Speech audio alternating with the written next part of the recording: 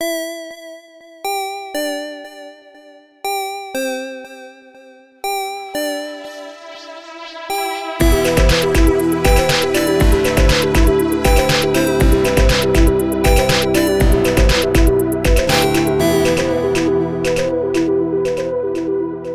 everybody, Rev here. We had recorded an intro for this week's episode, and I was editing it, and I walked away, and my computer restarted, and it did not save the file. And like a dummy, I had already deleted the master file, so we lost the intro. I lost the intro, okay? Are you happy? I admit it. I lost the intro. And it's unfortunate because Jake had a story about when he went to see Spider-Man this last week, and an interaction he had with someone in the bathroom. That sounds stranger than the story was, and I could try to tell the story, but I don't think I'll do it justice. So next time, not even next time, because there's going to be a couple intros. It's just going to be me because it's the holidays, and we're not together. We have recorded ahead some episodes, so the next few intros, it's just going to be little old me. So I am going to try to touch on the things that we talked about in the intro, Jake's Spider-Man story aside, and actually one that I shared, but it won't make sense without the context. So here we are. Just a couple of things to keep on your radar. January the 5th, which is Wednesday at 12:01, when the episode for that week drops, we are going to be doing our yearly Patreon kind of spruce up, our upgrade. We've taken surveys from our patrons and changed some of the tiers a little bit, added some new things, removed some old things, made some adjustments. We have quite a few things that people had asked for, things that we had been trying to work on for a while that we've been able to figure out how to do. So that will be on the intro that week, where not just in the intro, actually, it'll probably be one of the little drop-ins so that no matter what episode you're listening to, you'll hear it that week. But it will let you know about all the new and interesting things that are coming up on the Patreon. Also, during the course of Black Friday, we talked about the sales that we were having, but we didn't talk about some of the new stuff in the store. If you're listening to this episode, I assume you're caught up, unless you're listening to them out of order for some reason. We have an awesome new game mat that is the end of, I believe, episode 16 of Season 3, where Jake is kidnapped by the Mimic car. We had some art made of that and turned into a game mat. We also have some IPT staff shirts. We have a new Crit Crew logo that is on shirts and also on beanies. So yeah, there was a whole new slew of merch dropped during Black Friday and the course of that weekend. So if you haven't seen it, head over to the Critshowpodcast.com to find that. We have made it into the finals for the 2021 Audioverse Awards. Voting is happening right now over at audioverseawards.net/vote, and voting is open until January 1st. We really appreciate all of the votes that got us into the finals. We are up against some very heavy hitters. We are perhaps fighting out of our weight class, but it is awesome to be in the finals. Tass and Megan and Jake have all been nominated for Best Performer, and I have been nominated for Best Player Direction. So if you would like to head over and give us your support, that is audioverseawards.net/vote, and see if Jake can beat Jeff Goldblum for this award. It's wild to see some of the people that our names are up there with. So, again, we are nominated in 2 different categories. The cast nominated for one, myself in another. So you can find that over there. And lastly, keep an eye out on your inbox. If you are signed up for our newsletter, one of the things that we found out during the course of those surveys for our Patreon is that one of the things that folks are looking for is a monthly calendar that lets you know what episodes are releasing on what days, what shows, what streams we're doing. And so we have made one of those, and we're going to send it out on the newsletter. It'll be on the website, and it'll also be posted in the Discord and the Patreon. It'll have everything that we have planned for the month on there. So keep an eye out for that if you are signed up for the mailing list. And if you are not, you can head over to the Critshow.com/dispatch. All right, that is everything off of my checklist. I hope that you all have a safe and happy holidays, and we will see you right back here one more time before the new year. Kim, you have just had this vision of Megan standing on the outskirts of a circle with 7 other indistinguishable figures, 3 more standing off to the side, and a dark pulse at the center of the circle. Would you like to spend corruption to ask some questions about this vision you've had? Oh, hell, I'm too nosy not to, yeah. I assumed. Which does max out my corruption track again. Oh, what are you going to take? I am going to take a corruption move from another archetype. All right, what one? I'm going to take one from the veteran playbook called Catch You Fuckers at a Bad Time. Mark corruption to arrive in a scene. Mark an additional corruption to bring someone with you. Nice. Might be important. That so goes along with Kim's why am I not included in this? Yeah, I figured that I could sort of reasonably justify having this ability of just I see the future and I'm there. Yeah.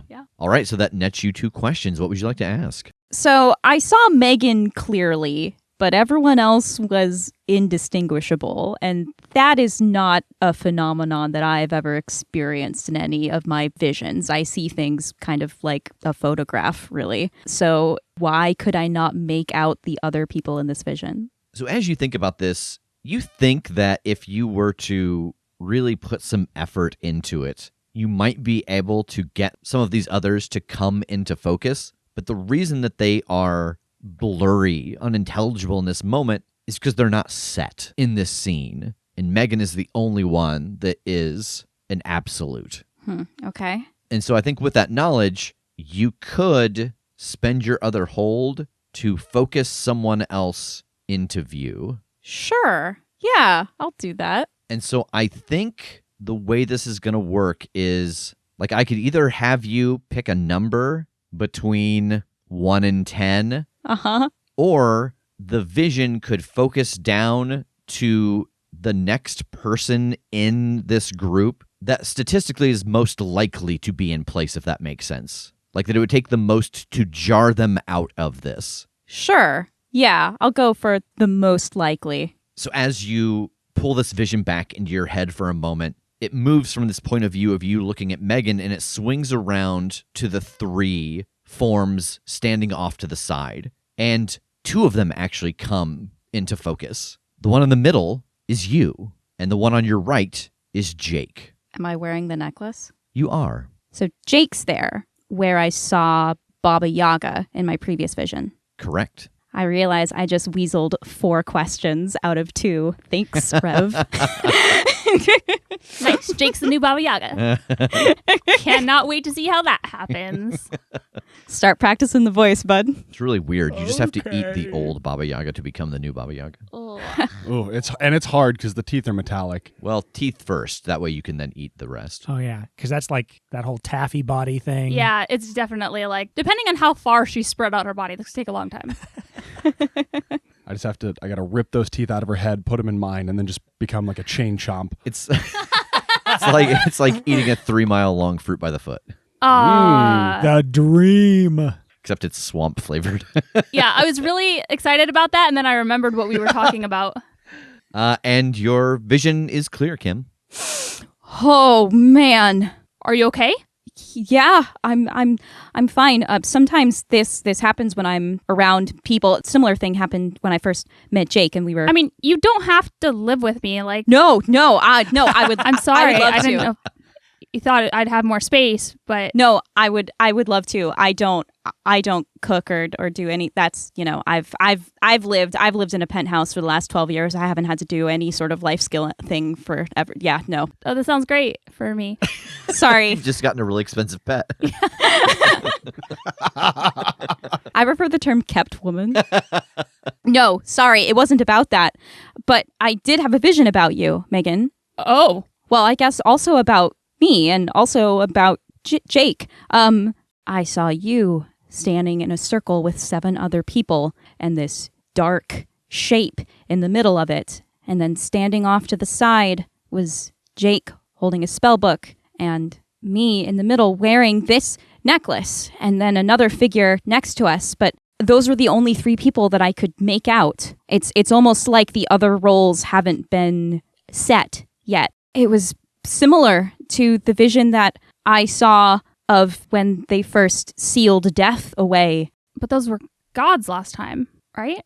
Well, the 8 in the circle were, yeah, but I mean, you have the essence of a god, or you did in your own timeline. So it could be the gods that still exist in your world, plus the other 3 that have been given that gift. But they were trying to stop death or whatever, right? Yeah, and as far as I know, you all stopped death permanently. I didn't have anything to do with that. Yeah, and this wasn't a vision of the past. This is a vision of something that has yet to come. I couldn't see what was in the middle of it, but something bad is coming or is already there, and you're going to be a part of putting it away. We all are. Well, myself and Jake. Where was Tass?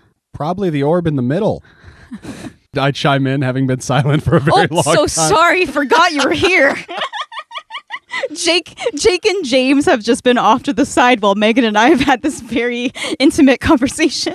I've been eating pizza leftovers and just kind of observing. So, yeah, let me take that again then. Probably the orb in the middle. Oh my God. Why would he be the orb in the middle? I'm just joking. Okay. Yeah, I didn't see Tass. That doesn't mean that he's not involved. That just means that Something might happen to him. or that his role isn't set yet, or that, maybe I didn't find him. It doesn't mean he wasn't there. Okay, well, that's a problem for future Megan, Yeah. I guess. All right, so where are we at now?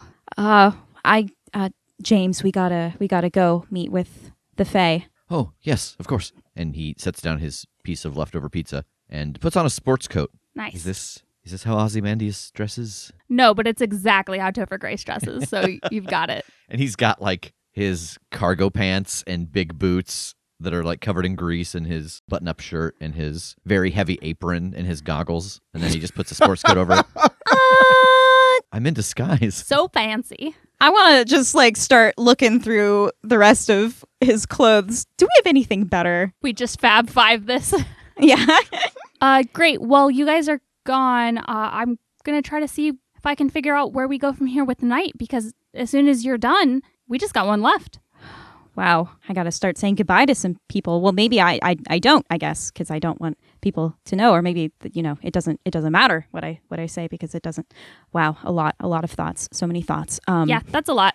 One step at a time, huh? Yep. And I think as you are having this conversation and Grandpa Tincture is getting dressed, just because it hasn't happened in so long, the door starts lowering again, and Tass is here. All four of you are in the same room for a brief moment. Oh, you're okay. She says that as I come into the full light, and the blue suit is just covered in dust and torn, and I'm just bedraggled. You're kind of okay. How was your day?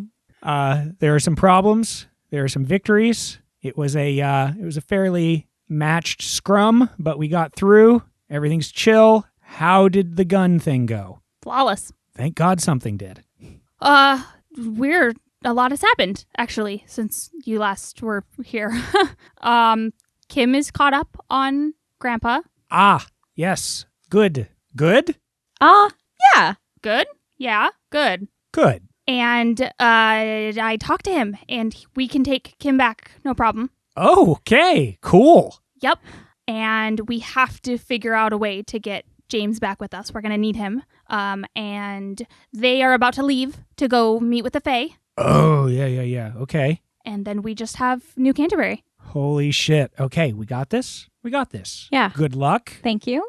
Don't take the item while the three of us are gone. Let's try to, just, you all have had a really busy day. Just relax, maybe.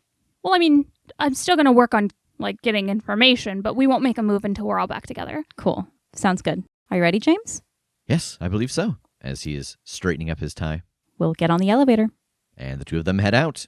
Is there anything else the three of you are doing at this moment? I think I'm telling Tass about Kim's vision. Yeah, so me and Kim and Jake were there, but she said she didn't see you because you're not set to be there yet. I feel like I should be scared or confused or something, but I am just too fundamentally tired right now to process that. Fair. Yeah, okay. We don't even know what this is, right? What they're around and they're a glow and we have no idea what the content is. I mean, it seems to be similar to whatever they did last time to lock death away, but we shouldn't be doing that again, right? I mean, maybe we're just using that same concept to lock somebody else away. Maybe it's what we finally do with Nash or something. Yeah. Bad Nash, not Grandpa Nash. Yeah. Yeah. Cool. It's a whole other can of worms, and I simply can't yet. Yep. Cool. I'm gonna try not to worry about it. I'm gonna go find Castor. Yeah, he is over in the little corner that he has set up for himself and Tiresias. He is flipping through a book from James's shelf. I'm picturing the corner he's set up for himself. It's just like a blanket fort. He's just taken all the chairs and he's got cardboard. No, he used the ray gun to carve himself out a little cave. Like a stone chair, Yeah. a pedestal for Tiresias. Badass. Settling in, I see. Yes, it's quite fascinating, really, going through the things that James has done and just getting to hear some of the stories from his travels. Yeah, he is a very interesting person. Yes. I was wondering if I could cash in that favor from you. Yes, of course. What is it you would like to know about? Well, we are making a lot of headway, but we've got one last thing we have to figure out how to get. So, if you wouldn't mind, I would like to know what is the best plan of action to get New Canterbury's item? There is that brief flash of gold, and again, he is just sitting slightly different in the chair, like he wasn't exactly where he was a moment ago. And he nods. Aiden, he wears it strapped around his ankle. It's a large knife in a sheath, almost like a buck knife or a bowie knife. He takes it off when he sleeps, when he showers, when he has sex. Other than that, it's on his person at all times. Great. So we either have to get it while he's compromised or try and take him down. Yes. This should be easy. This is fine. Oh man, how are we going to do this? Well, thank you. Yes, of course. Yeah, and I'll head back over to Jake and Tass. Your boy Aiden's got the item strapped to his ankle. It's a knife. Oh, so one way or another, we got to get close to him. Yeah, I mean, he takes it off when he takes his clothes off. Other than that, it's strapped to his ankle. So we either gotta get him compromised or sneak in and steal it while he's compromised or try and just fucking take him down and get it off of him. Oof. For a type of vampire that can literally turn into mist, that's a tough one. Yeah. I mean, Benson owes me a favor. I've been saving that, so maybe he could get us closer or get us some kind of access or help us stage a big whoopsie where we just spill spaghetti sauce all over him and he's got to go take a shower and then we sneak into the room and steal the knife or something. I vote for this spaghetti sauce maneuver. I'm honestly kind of feel like that could work. Like he's got to, surely he goes to important things, right? He's a very important man. Maybe we get him to ruin his tux or something. He's got to go change and then we can snatch the knife. Yeah, I guess getting into his quarters is probably going to be the trickiest part if we're going a stealth route. That's why maybe we get him when he's not in his quarters. Maybe we get him when he's at a function. Well, yeah, but then he's going to take his clothes off at home, probably. You don't think he goes and stays in a hotel or anything to attend any important? I don't know. I've never been that fancy, so maybe. I haven't either. I don't know how rich vampires do it. I'm living in a church. I don't know. That seemed like such a non sequitur. I don't know how these higher ups handle fancy business, but I would imagine he puts a lot of precautions in place if he's willing to just set it aside. Unfortunately, he's seen me, so I can't just seduce him. That would have been the easy route. And up to this point, people not knowing who I am or recognizing my face has been a really big benefit, and that's lost here. It was so difficult to even get near him last time, especially if he brings a bunch of other vampires to fight for him. Getting to his ankle, getting this knife free, and getting it to James. It feels really insurmountable, I guess, compared to the other things we've been trying, but I don't know. I just think we need to take a little time, think on it, gather some more information, see what favors we can call in, and of course, make sure that Kim and James get back safely with what they need anyway. Yeah, let's not get too far ahead, I suppose. Yeah. Who wants pepperoni magnifico? You know I do. So over at the Lily Pool in Lincoln Park, we find James and Ozymandias and Kim walking towards the dock where Zui is standing. Do you have an appointment? Ozymandias nods and holds out a very delicate flower and hands it to Zui. Zui nods and holds it up, and the flower starts to glow. And all around the lily pond, you see mushrooms that start to glow, one after another, creating a fairy ring around the pool. The center of the pool starts to glow and spin, and he gestures for you to step in. Man, I wish Megan was here. She would love this. Yeah, I'll go in. You and Ozymandias and James all step off of the dock into the water. And as you pass through the water, it's almost like being in a gyroscope. You are right side up, upside down, right side up, upside down, somehow upside down again, but in a different way. Like it feels like you're just fluctuating where the ground should be. And then you land on the ground. You're surrounded by wildflowers. The air above you is this silvery pond. There are large trees all around this grove, and there are two stunningly beautiful fae women lounging on a dual throne at the far end. I'm so jealous. I know. I'm so sorry This is that my I couldn't dream. take you. Megan just comes. She's like, no, I am Topher Grace. Yeah. I'll take James's place. Give me this thing in your arm. How does it work? And when they speak in unison.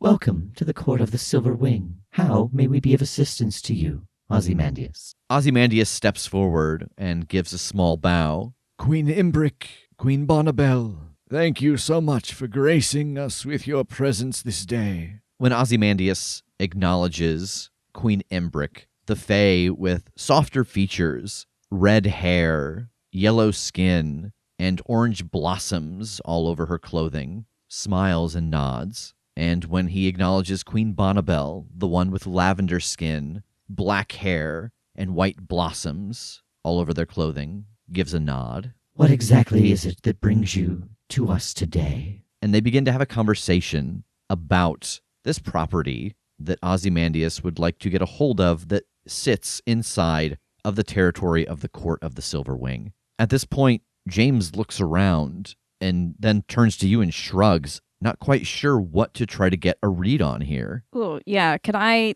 help him out to try to look for anything, like, suspicious? I mean, I've been around a few of these items. Yeah, why don't you roll Study a Place of Power? Cool.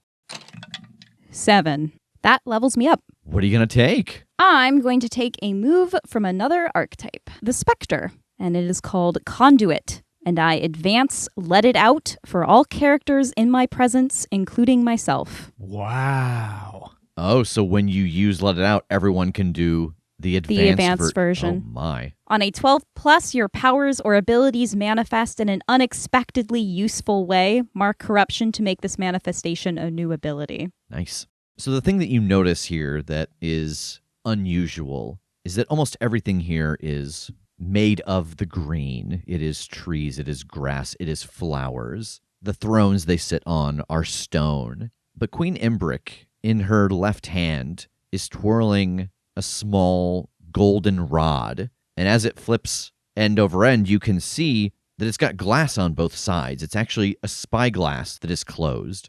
So I will just nudge James and gesture in a very low-key way towards the item that Queen Imbric is holding. He nods and turns his body slightly to the side, and you can see that he opens up the panel on his arm and starts tapping it a few times. The conversation continues between the three of them, and after 2 or 3 minutes, James quietly closes the compartment on his arm and gives you a nod. I squeeze his shoulder. Yes, I think that would be a very amenable solution. We will redraw that small portion of the border, and I will grant you lands on the far northeast side in exchange for this land on the southern border. The land will encompass twice as much as I am earning, because it is something that I desire, and so my payment shall reflect that. The two queens give a nod and a smile. It will be done. Ozymandias bows once more and turns and starts to walk back towards the part of this grotto that has the silver sky. And as the three of you step underneath it, you are sucked back up into the whirlpool. And I think we jump ahead to James and Kim arriving back at the subterranean lair. Hey, how'd it go? Good. Unfortunately, we couldn't actually hold the item, so the information is not as exact as it otherwise could have been, but we definitely got a reading off of it. That's okay. That's awesome. As long as you're both safe and you got something, that's huge. Yes, it was Very interesting. We stepped through a silver pool and fell, and then it was the sky. Oh, yeah, and everything looked so beautiful, and the fairy queens were gorgeous, and gosh, I wish that you all had been there just to see it, or that I could have filmed it and not been like really conspicuous about it. They probably would have known had I tried to take pictures, but oh, it was so beautiful. That sounds amazing. Ugh. So, my God, is that it? We have one left? Yeah. What all did you find out?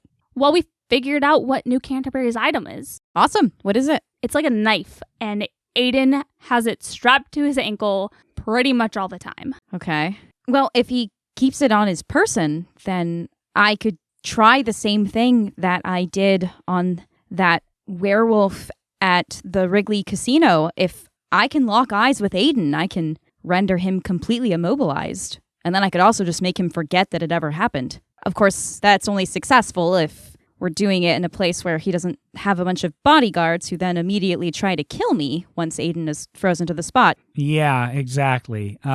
Okay, so what does that look like? Is that something to do with getting into where he lives discreetly? Is that inviting him somewhere or finding somewhere that he'll be? I mean, Benson owes me a favor, so I could get us a meeting with him. So if we wanted to go where he was and then freeze him, we could take the thing, but I'd still no way of knowing who was going to be with him. That would be great if we could get a meeting set up, but can we do that on our terms? Like our ground?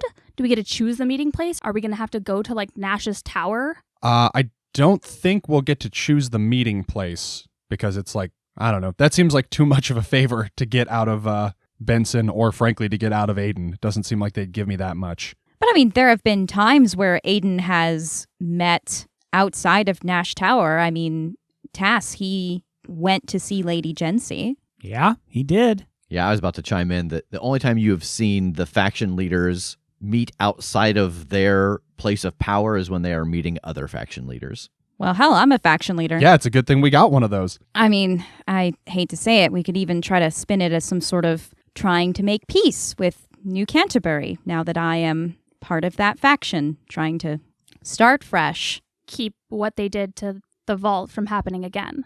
Yeah.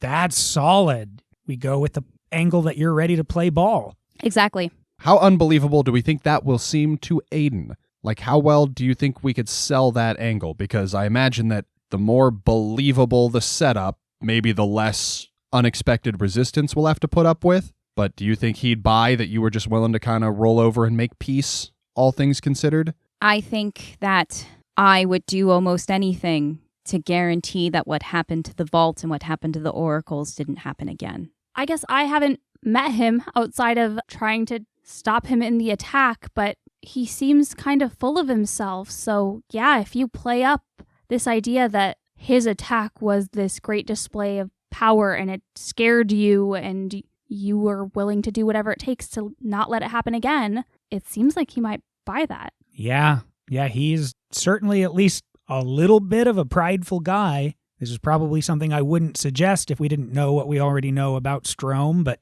even the angle of, hey buddy, you did me a favor, you bumped me up a notch. Yeah, well, let's try to set up a meet, and I'll see exactly how much lying I have to do to make nice with Aiden. Okay, well, let's say he is willing to meet on your terms. Where do we take him to? I mean, I assume he's not going to travel alone, but I mean, then again, Tass, when he met with Jency, did he have anyone with him? Not in the office, but that doesn't mean there weren't who knows how many people or... Yeah, I mean, I honestly don't know. Kim, you got a couple of hirelings here who, give it a few more hours, we could ask them some of this stuff and they'd be able to give us a definite answer. You're exactly right. They'd probably be able to tell us both how to best bait him out into a meeting and, like, who comes with. Yeah, it really seems like that's the information we need before we can even begin to plan any further. All right, so regardless, though, of what do we know regardless of where we meet him? So we're gonna get Benson to set us up a meeting. You're gonna freeze him solid probably wherever we go. Yeah. So we can take the thing. We might have to fight people. We don't know where that's going to happen yet. How are we going to get out? Because if he is alone and frozen, then that seems fairly easy. But if he's not, if it's in his tower or anywhere that we decide for ourselves, how do we escape the situation unscathed? Okay, so we take this dagger. Are we thinking of bringing James to this meeting, or are we trying to take the dagger with us back here? It seems like if you have to hold him in a, gaze and keep him frozen, trying to read it there is not going to be smart. I think we're going to need to make a really fast exit. Yeah, and you've talked about it too, but I don't especially want to put James out in that kind of danger. That's the most dangerous danger we could put him in. Okay, so I lock eyes with Aiden. We grab the dagger. You all deal with whatever interference Aiden may have brought with him, and then we take the dagger with us. So circling back, how do we get out of that situation? Yeah, because hold on. If we're taking it and leaving, even if you make him forget, he's going to know it's gone, and he's going to know, at least from context or his people telling him, who was the last people he was talking to before it disappeared. So if we're doing that, we're leaving. This isn't get out of the building. This is get out. Is there anyone who we can have on our side that it can be ready to help us get out of there? Do you think Selena would be willing to do something? Probably. She had a real hatred going for Nash and said she'd do anything to shut him down. Okay. I would imagine this is a direct enough correlation to shutting Nash down. I don't know that for sure. How door us somewhere? Yeah, I mean, you said she was able to get wherever she wanted to go. She could just, be ready, get us through, and then we can go through another door to get back to James and then back to the castle somehow. Yeah. In the similar vein, it's just a different kind of setup, whether we want to try to get Selena on our side or whether we want to use what we already have. If we're somewhere that we can set up, ripping a doorknob off of a door in the room and have our doorknob ready to take us to the inn that wanders. Oh, yeah. Yeah, we could open a door and get everybody to the inn, but then we've got to come back out the door. You don't. Oh, okay. Okay, wait. So I could we could open the door and put all of you guys through it? Yeah. Of course, that leaves you in a room with Aiden. or wherever we go. But then I could teleport to the castle, and then I could use the doorknob again. Oh, yeah, you could just put the doorknob in and then let us through to the castle. Yeah, and that would just give you guys egress right into the castle. Jake, can you take anyone with you when you teleport? I can take one person if I do everything just right. So you might have to stay with me to keep the gaze on? Is that what you're thinking? That is what I'm thinking, yeah. All right, so we could crack open a door, send Megan and Tass through, shut it, then me and Kim teleport out, thus able to hold the gaze for the maximum amount of time, and then open the door and let them back in. Sure. Again, we got to figure some stuff out first. If we're going to be embattled while he's held still and somebody's grabbing the boot off of his leg, we got to figure some stuff out. But that is a very solid baseline, right? Yeah, everything goes right, then it's pretty solid. As long as these factors, there's a lot of, if I do everything just right, I'll be able to do this. Yeah, that's always kind of what it's going to come down to, unfortunately. Just, we've got a good idea. Does anything interfere? Do we screw anything up along the way? I don't think we can really have it any more solid until we get some answers. I think we got to wait for Kim to be able to ask some questions and get some facts and think of anything else along the way. We should probably get James to the castle, right? Or get him to the inn. Yeah. Before we go. Yeah, we should get him there early. I want to check the inn before we do this, because Selena had mentioned that it has been affected in the long stretch of time, that it's not exactly what it used to be. So what do you mean affected? It's been abandoned? Nobody took it over? Or something happened to it? I don't know. I would like to go find out. It's been 2 millennia, the inn time, so... Oh, well, yeah. Okay, that's a fair point. Hearing you all talk about this so casually is kind of blowing my mind right now. Other worlds, time differences between those two worlds, magic doorknobs. I wish this was the weirdest shit we've seen. I desperately wish that were true. Yeah, I have a hard time keeping my mind wrapped around it as well. I don't fully understand how long it's been in one place versus another all the time, but you kind of get used to it. I find that the best way to make the extraordinary feel mundane is to experience it. Would you like to go through the door to the inn that wanders? That's a good point. If you follow along with our trajectory, space first, then dimension hop, and then time hop. and then you're just right on board with us. Well, gosh, then I might as well, because it looks like I'm going to be time hopping in a few days. Oh, my goodness. Yeah, let's do this first. Let's go. Tass, that was fucking poetic. Wow, I had not thought about that. Thank you. What a parallel. Who's writing this shit? That's good. The writers, excellent. The season 4 writers, Really, really killing you it. can tell that they really poached from other shows. Yeah.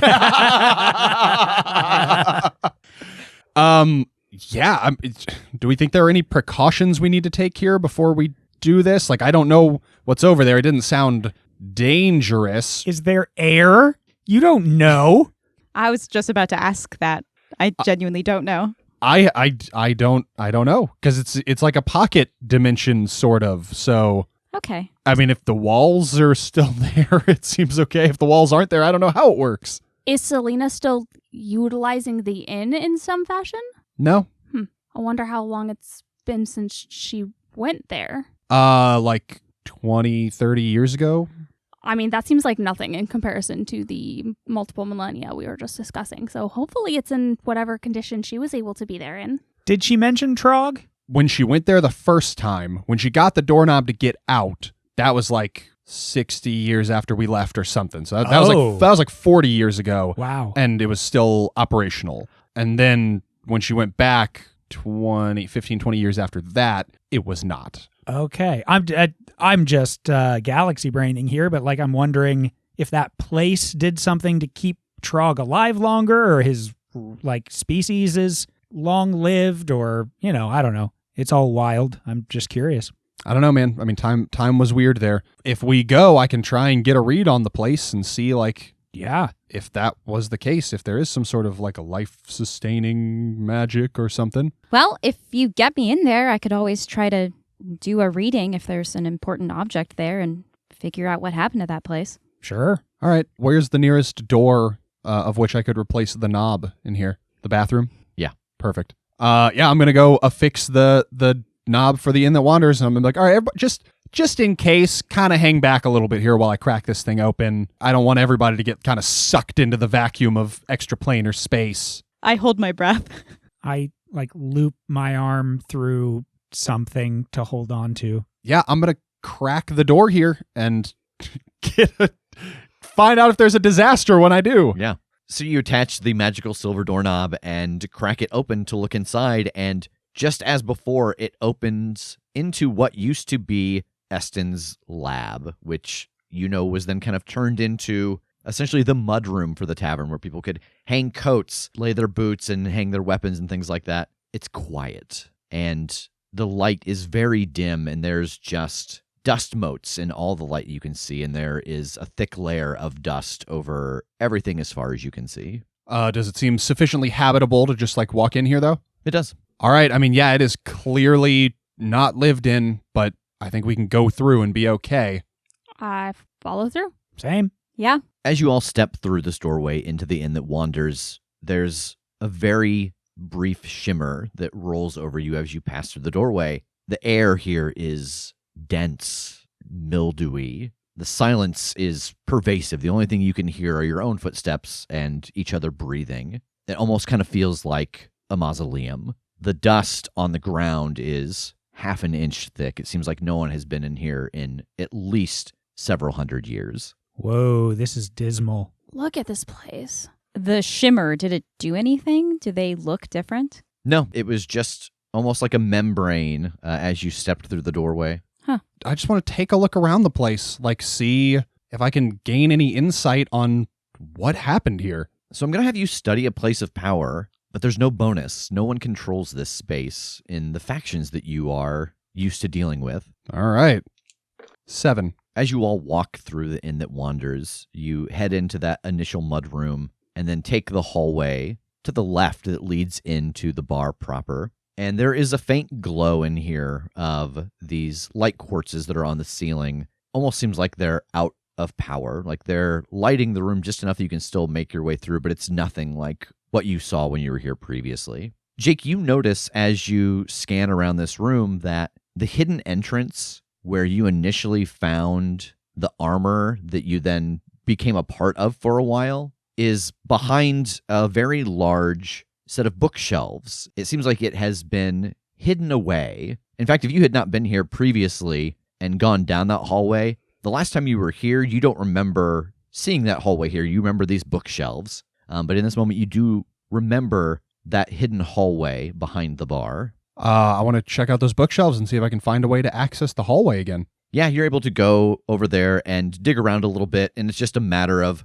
really unloading the bookshelves and then everybody kind of pitching in. They're very large and heavy, very dense oak, and you move them to the side, and it leads back into that little corner room where you found the armor. As you go back through this hallway and turn the corner, where the armor once stood is a small wooden table, and there is a wall covered in photos and letters, newspaper clippings. And as you start to scan over them, you realize that it's stories, events from all of these other worlds. It seems like Trog was keeping kind of a memory book of the things that he had seen, the people he had encountered. And along with all of these things, there are names and dates all over this wall. Sometimes there are even little arrows drawn on the wall in like chalk or marker pointing to a certain picture or letter or article that you think must be related to that person.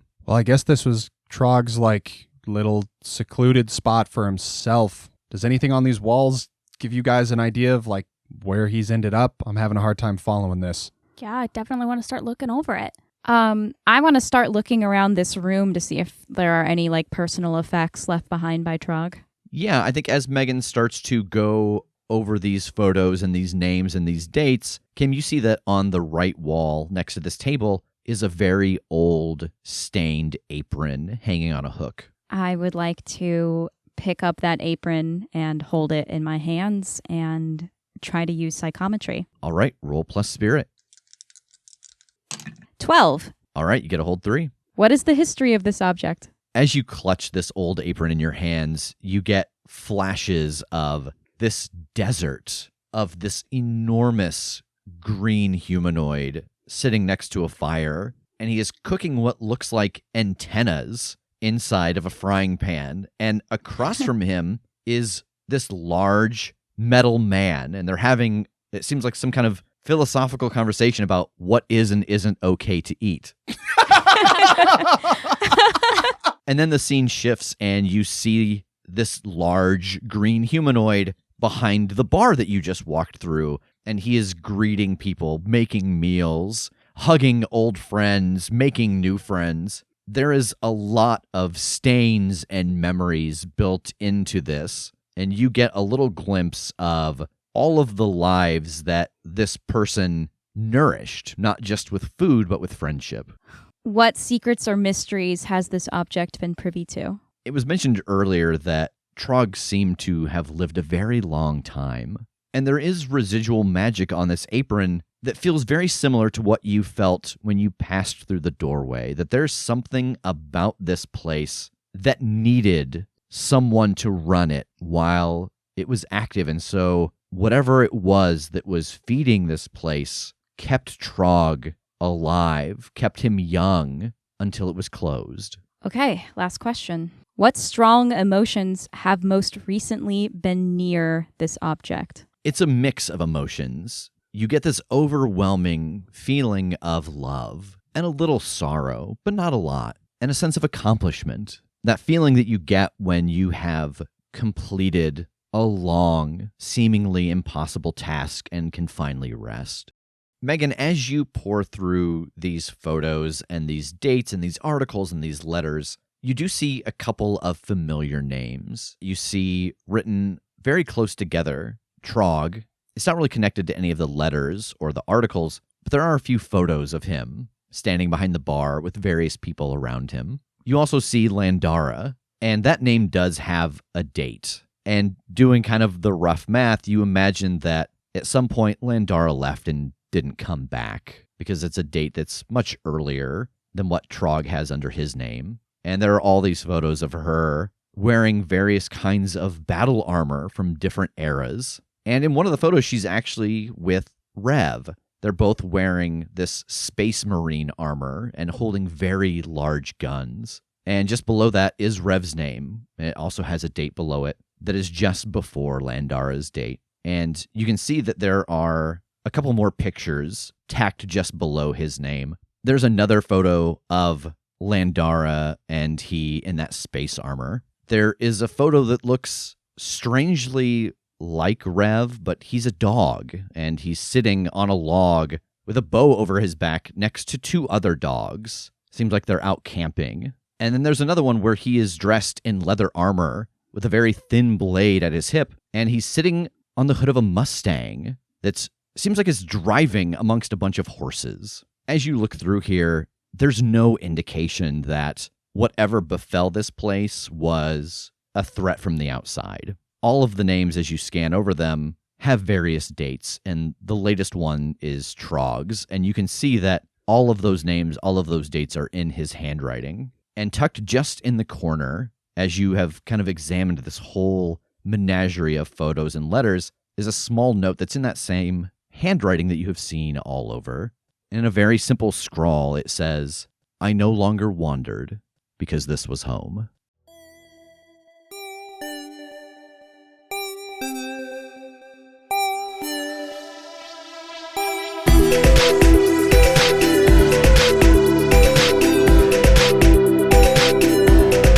The Critshow is a Critshow Studios production, edited and produced by Brandon Wentz with music by Jake Purley. You can find more information about us at thecritshowpodcast.com. To keep up to date with upcoming live shows, contests, and other special events, follow us at The Crit Show on Facebook, Instagram, and Twitter. For even more weekly content, join us at patreon.com/thecritShow.